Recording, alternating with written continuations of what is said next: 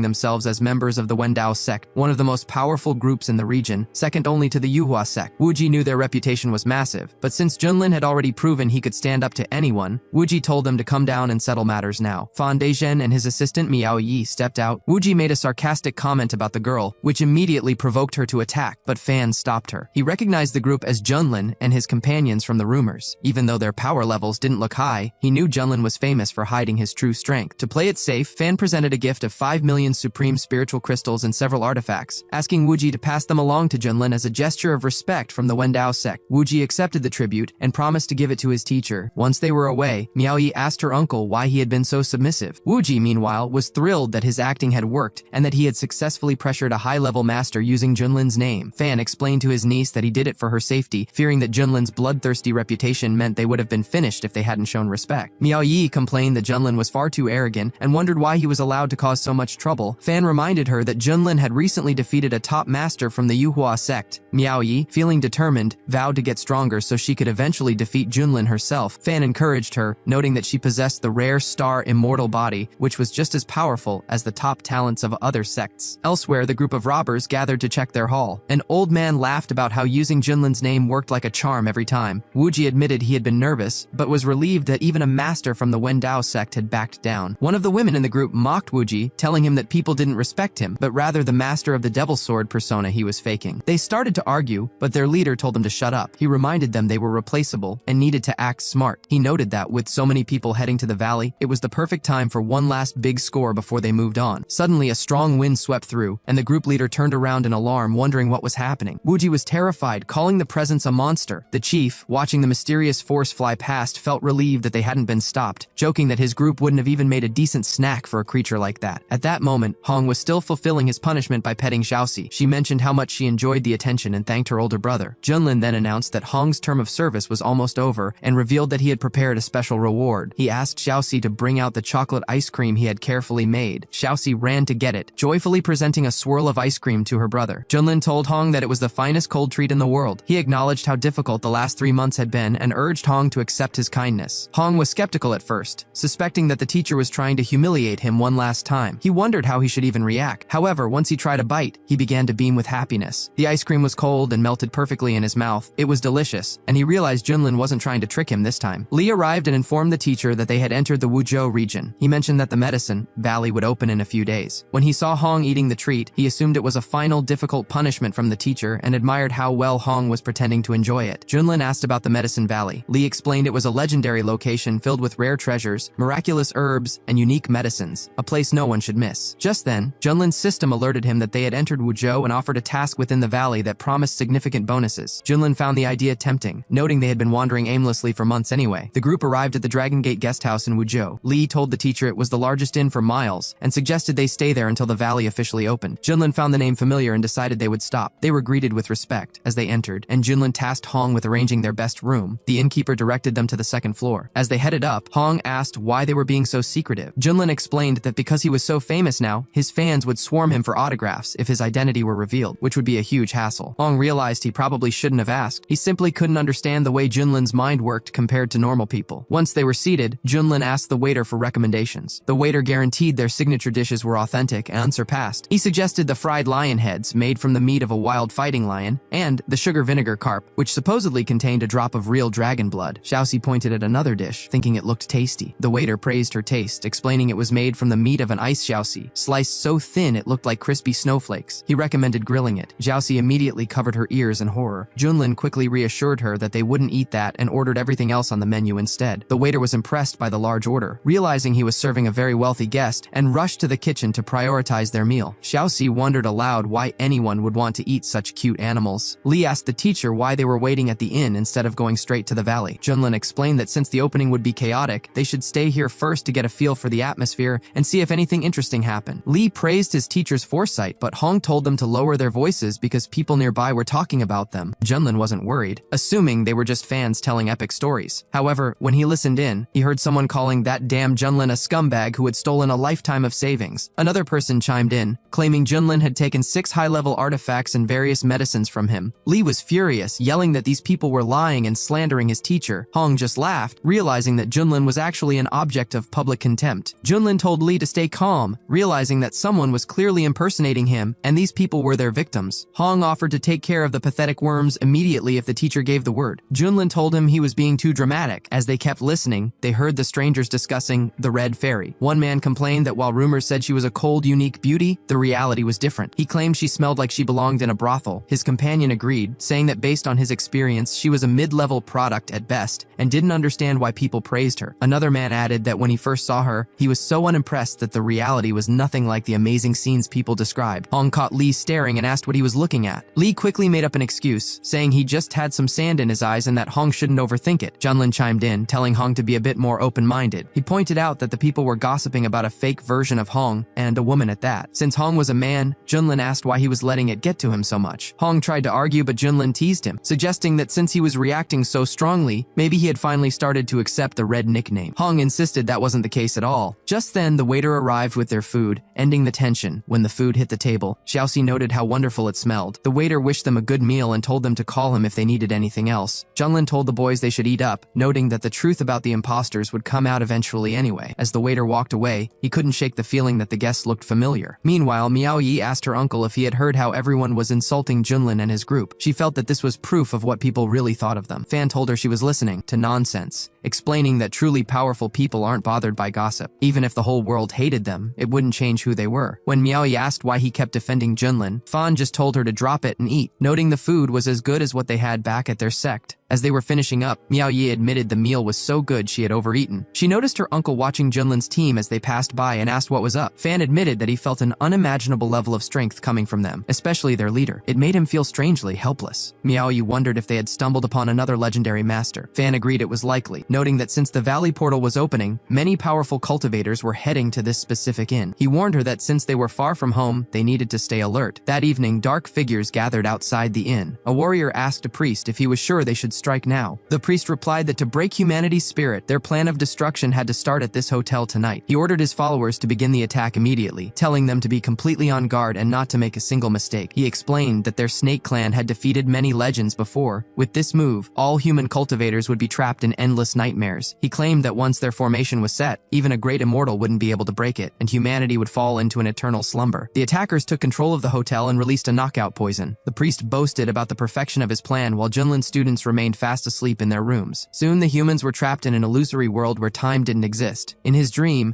Li Wuji saw a world where humanity was on the brink of extinction during a great war with monsters. Just as all hope seemed lost, the monsters' heads began to fly off. A figure emerged from the clouds with a flaming sword. It was the sword god Li Wuji, the greatest master in history. The people in his dream cheered for their hero as he vowed to protect the world and wiped out the monster. The other students were in their own dreams as well. Hong found himself back in the main hall of the fire worship temple, where he sat on the throne as the supreme teacher with limitless power, surrounded by sacred flames. Xiaoxi's dream was much simpler. She was just lying around and enjoying an endless supply of sweets. Meanwhile, Junlin went out onto his balcony. He mused about how his reputation in the eastern region had turned into a disgrace, feeling that people's morals had really gone downhill. He realized he hadn't checked in for a reward in a long time and asked his system if he could still claim his missed daily signatures. The system confirmed he could and started issuing the rewards. Junlin was surprised by the final item and asked what level it was. The system explained that the flute didn't have a specific rank. Its power depended entirely on the player's skill and strength. Knowing his skills were at the peak, Junlin decided to play a tune to relax. A calm melody drifted through the city. One of the monster hydras heard it and, instead of attacking, began to dance, saying the music reminded him of his childhood. Another monster tried to tell him to focus on the illusionary formation, but soon all the monsters were caught up in the music and started dancing along. The lead hydra couldn't understand why he felt the urge to join in, but he eventually started showing off his own dance moves. Back inside, Fan woke up and realized he had been caught in a trap. He was shocked because he hadn't slept for tens of thousands of years, yet he had been pulled into a dream. He rushed into Miaoyi's room and woke her up using his spiritual technique. Miaoyi was confused and told her she felt incredibly tired and didn't want to leave her dream. Fan explained that they were caught in an ancient and dangerous illusory formation that kills people quietly in their sleep. Miaoyi realized it was a wicked plan and wondered if the motive was just robbery. Fan noted that with the Medicine Valley opening soon, the situation was getting dangerous. He mentioned the flute music they had heard and told her to stay put while he checked things out. Flying out the window, Fan recognized the attackers as members of the legendary evil snake race from the abyss. The snakes noticed him, and their priest remarked that while the music had interrupted them, most humans would still prefer the beauty of the dream over reality. Fan wasn't going to let them get away with it. He landed and confronted them, asking how evil spirits from the abyss dared to attack the human race. The priest brushed off the criticism, claiming there was nothing wrong with their actions. He boasted that the army from the abyss would soon sweep through the entire eastern region, so eliminating a few cultivators early was just part of the plan. Fan responded that the priest was incredibly arrogant for making such threats on human territory. The priest laughed, noting that he and Fan were both at the great perfection level, but the priest had 10 experienced fusion stage masters backing him up. He asked Fan how he expected to win against those odds. Suddenly, Li ran out and recognized the attackers, asking if it was the snake clan from the abyss again. He joked that since they had finished off tens of thousands of snakes last time, his hands were itching for another fight. Hong joined in, demanding to know which of these vile creatures was trying to finish him off. The priest was surprised to see 2 more cultivators at the great perfection level. Fan felt a strange pressure coming from them. It didn't feel like a standard aura, and he couldn't shake a weird sense of familiarity. One of the serpents nervously asked the priest for orders, noting they were now facing 3 powerful opponents. The priest told him to stay calm and instructed his followers to funnel all their energy into him. He claimed that with the power of his dark bone staff, a sacred artifact from his clan chief, he could make the enemy vanish instantly. He bragged that even those at a higher trial level could barely withstand its power. Li saw the energy building and warned the others that the snakes were trying to escape. Fan tried to block them, but the priest told him it was useless. However, as the melody of Junlin's flute drifted over them again, Li suddenly felt an uncontrollable urge to dance. Hong was equally confused, unable to figure out out where the music was coming from. Even the priest began to lose his focus as the sound muddled his mind. Soon, the entire group of monsters was dancing uncontrollably. The priest even dropped his staff, begging for the music to stop. Hong and Lee were baffled by their own movements, while Fan looked toward the window and realized the flute was the source. He remembered it was the same sound that had woken him up earlier and realized the inn was home to a hidden master. Miaoyi came out to find the source of the beautiful music. She followed the sound to a room and found Junlin still playing. Blushing, she apologized for the interruption and said she wanted to speak with him. Junlin immediately worried his identity had been compromised and assumed she was a devoted fan. He grabbed her hand and told her that since she had figured out who he was, he would stop pretending and give her his autograph. Miaoyi was so startled she screamed. Junlin asked her where she wanted him to sign, but Miaoyi was completely confused. She wondered why the stranger had dragged her into his room and was insisting on giving her an autograph she didn't want. She asked him to let her go, explaining that she didn't even know who he was. She had simply been drawn to the sound of his flute. She asked for his name, wondering if he was someone famous in the region that she had somehow missed. Junlin realized he had been a bit too forward. He claimed he was from a desert region and mentioned that his reputation back home was fairly good. Miaoyi was surprised to hear he was from the desert. She admitted she used to have a poor opinion of that area, thinking it was a backward place where high-level masters rarely appeared. However, she said her view changed because of the Xuantian sect, though not for the better. She complained that the leader of that sect, Junlin, was using his power for evil. She told him that Junlin and his students had been robbing people in the area, and that even she and her uncle Fan had been victims. She called the white-haired master a disgrace to the cultivation world. Junlin burst out laughing, telling her there must be a misunderstanding. He claimed that in the desert lands, Junlin was known as a perfect man, strong, honorable, and so handsome that even other men found him impressive. He insisted such a man couldn't possibly be a thief. Miaoyi told him he didn't have to lie for the old devil just because they were alone. She imagined that Junlin must be oppressing the locals so much that fear was in their blood. She encouraged him to be brave, promising that justice would eventually win. She vowed to train hard, defeat the white-haired devil herself, and free the people of the desert. Junlin, struggling to keep a straight face, told her to keep that determination and that he believed in her mission to save the region. Miaoyi felt her Uncle Fan waiting outside and went to meet him. When he asked why she had wandered off, she explained she had followed the music and found the flute player. Fan complimented Junlin on his skill, and Junlin modestly replied that it was just one of his hobbies. Just then, his students ran up. Junlin quickly signaled them to call him Brother Yi so he wouldn't blow his cover. Hong reported to Brother Yi that the trouble outside had been handled. Miaoyi noticed Hong and was struck by how beautiful he looked. Junlin introduced Hong and Lee to her. Hong was annoyed that the teacher was using fake names again, but he kept quiet. Miaoyi said she was happy to meet them, but wouldn't keep them any longer. After she left, Junlin told his students that the imposters would likely try something else soon. He decided they should keep a low profile for a few days so they wouldn't scare off the real culprits. Lee praised his teacher's wisdom and agreed to stay quiet. Hong noticed that Lee was acting just as sycophantic as the little white Xiaoxi. He also couldn't understand why he was being referred to by such a strange fake name. Meanwhile, Fan was reflecting on how impressive Mr. Yi truly was. Even though he hadn't shown himself in person that night, he had used the music of his flute to neutralize the enemy, resolve the crisis, and easily control those creatures from the abyss. Miaoyi asked if he was really that powerful. Fan confirmed that while both of the master's companions were strong, they both clearly looked up to him. He added that for some reason being around them gave him a strange sense of familiarity, and that the entire group radiated a very unusual energy. He warned Miaoyi that they needed to be careful, and urged her to get some rest. He mentioned that the Valley of the King of Herbs would be opening soon. Miaoyi didn't argue and went to her room. That same evening, a massive pillar of fiery energy shot up from behind the mountains, and a crowd gathered to watch the spectacular sight. People began shouting that the valley had finally opened, though many found it strange that it happened so suddenly, as the timing didn't match the rumors. Fan gathered his niece and their team, announcing it was time to leave. At that moment, Junlin stepped out and thanked Xiaoxi for the tiramisu she had made, telling her it was delicious. Xiaoxi was delighted and said she would happily make it for him every day. Junlin noted that he hadn't expected the valley to open quite so early, but agreed it was time to move out. In the forest, a group of cultivators talked excitedly about the treasures waiting inside. One man claimed that if he could find just one first-class precious herb, he would have the chance to reach the great perfection stage, allowing him to live for 50,000 years and travel the world freely. He even speculated about finding a king herb, which would be enough to help someone pass the heavenly trials. Miaoyi asked her uncle to explain what a king herb was. Fan explained that medicinal herbs are ranked as spiritual, precious, king, and immortal, with various quality levels within each group. He noted that while spiritual herbs are common, precious herbs are rare enough to cause major conflicts at auctions. King herbs, however, are so legendary that they haven't been heard of in the eastern region for thousands of years. They are so valuable that even the most powerful masters would fight to the death over them. Miaoyi wondered how the valley could hold so many people given the fierce competition. Fan explained that the original master of the valley had set strict limits limits on the number of visitors and how long they could stay. He added that the protective array was designed to automatically eject any cultivator whose life was in danger. He praised the foresight of the valley's creator and mentioned he was surprised to see the master of the lit lamp from the hanging monastery had arrived. He warned Miaoyi that the competition would be brutal and she must stay by his side at all times. Nearby, some monks discussed their chances, believing that with Master Rendang leading them, they would surely collect enough rare herbs. They recalled how Master Rendang had entered the valley alone 10,000 years ago and gained a massive power boost. The master himself reflected on the fact that the valley was far more mysterious and dangerous than it appeared, remembering how he had once nearly lost his resolve there. He had used that past shame to fuel his training for years and felt confident that he could now easily handle any obstacles the valley threw at him. Junlin and his students eventually arrived at the site. Li told the teacher that the valley was famous for being packed with materials and rare herbs that were impossible to find anywhere else. Hong admitted he was genuinely interested, and Junlin agreed. Though Junlin knew the herbs inside probably couldn't compare to the rewards his system gave him, he thought it would be fun to see what was inside. Suddenly, a flame shot into the sky and a portal began to open. The crowd cheered and rushed inside. Fan told Miaoyi it was time and left part of their team to guard the entrance while the rest followed him in. Junlin entered and remarked on how magnificent the interior of the valley looked. However, Hong suddenly felt his power level drop significantly, all the way back to the 9th level of Qi. Li realized the same thing had happened to him. Junlin noticed that his own strength hadn't changed at all, realizing that the valley's restrictions couldn't bypass the power of his system. However, he decided to pretend his level had dropped to the 9th level of Qi too, since he enjoyed surprising people by hiding his true strength. He explained to his students that the valley's creator likely suppressed everyone's level to keep the competition fair and prevent the valley from being destroyed by high-level battles. Li lamented that the suppression was so strong his legendary sword was now useless, forcing him to use an old kitchen knife instead. Junlin asked why he still had such a basic item. Li explained that even though the knife was old, it was the first weapon he had used when he started his cultivation journey, and he was happy to fight alongside it again. Just then, Junlin's system asked if he wanted to register his arrival in the valley. Junlin agreed and was notified that he had received a large jug of high-quality insight tea. Junlin was a bit disappointed, feeling it was a mediocre reward since he didn't need help with cultivation, but decided it would at least be good for quenching his thirst. Hong, seeing the look on Junlin's face, assumed the teacher was upset about losing his powers. He thought that if they were truly at the same level now, he might finally have a chance to use his full strength against Junlin. He began to daydream about getting his revenge and imagined himself punishing the teacher for everything he had put him through. Li suddenly mentioned he had heard a rule that if a fight between cultivators in the Medicine King Valley became life-threatening, the individuals would be automatically teleported outside. He told the others they had nothing to worry about and should just go all out. Hong, however, was annoyed by this. He thought it was a stupid rule because if he failed to finish off a certain someone, he would only face humiliation and revenge once they left the valley. Junlin noticed Hong's thoughts and figured the boy was planning to use the cultivation suppression to get some payback. He felt it was a bit of a pity. He really wanted to see Hong's face when he realized that Junlin's power level hadn't actually dropped. Suddenly, Xiaoxi told the teacher to look at the medicinal herbs, pointing out that they seemed to have a consciousness of their own and were moving. Li was thrilled, shouting that the heavens were favoring him by bringing so many herbs right to the door. Hong warned him not to relax, noting that these herbs had gained intelligence and were at the 9th level of Qi. A 3-leaf clover, which was a precious medicinal material, appeared before them. The clover told its companions that the elder had sent them more toys to play with. It bragged that they could capture and torture these people just like they had done before. A blade of couchgrass added that it wanted to strip the humans of their clothes and make them crawl through the valley like dogs. Li was insulted, asking since when medicinal herbs had become so arrogant. Hong, deciding they needed to learn a lesson, launched a fire attack at them. To his surprise, even using 40% of his power wasn't enough to burn them. He realized that outside the valley, such a strike would have defeated anyone at the same level. The grass mocked Hong, calling him a woman, and threatening to hang him from a tree and beat him. Hong was furious and used a more powerful soul fire technique. The grass called him a snitch for attacking again, and realized it might lose, so it called out to the other herbs for immediate help. The other herbs followed the order and used water to extinguish Hong's flames. Hong felt the tension, wondering how it was possible that his high-level techniques were failing against Qi stage plants. Li jumped in to help his brother, attacking the enemies with his knives. Xiaoxi found it interesting that the herbs reigned supreme in this valley. Junlin realized that while his students were talented enough to beat those stronger than them, they were struggling against these plants. He sensed something fishy and realized the herbs were being boosted by a local formation created by the valley's founder. Junlin figured out that the level suppression wasn't for fairness, but to restrain humans while making the plants stronger. He suspected that previous participants had kept quiet about the valley's true nature, wanting others to suffer just as they had. Junlin decided that if the founder was going to protect his children, he would protect his own students as well. With a flick of his finger, he disrupted the local formation. Without that support, the herbs immediately became vulnerable. Hong and Li noticed the shift and realized the plants could no longer resist. The grass began to burn and cried out in confusion, asking why their strength had suddenly vanished. It begged Hong to stop, claiming it was all a mistake, but Hong told the herb it was too late to run.